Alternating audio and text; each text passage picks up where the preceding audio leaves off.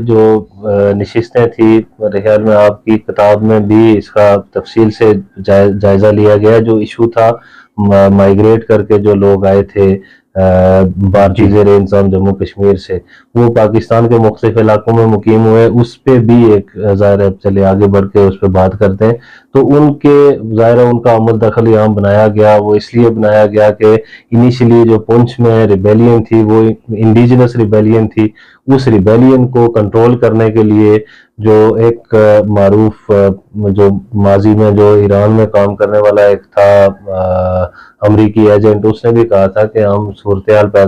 कोई situation create नहीं कर सकते, हम जो बनने वाली सिचुएशन है उसमें मुदाखलत कर सकते हैं, उसको अपने हाथ में मोड़ सकते हैं। तो ये जो सिचुएशन यहाँ पे क्रिएट हुई थी 1947 में इंडिजिनस रिबेलियन की सूरत में, उसको अपने हाथ में मोड़ने के लिए पाकिस्तानी रियासत ने जो काम किए थे, उसकी बुनियाद पे फिर जो है वो एक हुकूमत तो बन गई। अब जो हुकूमत बनी तो उस पर कंट्रोल रखने के लिए फिर जो है वो जो माजरीन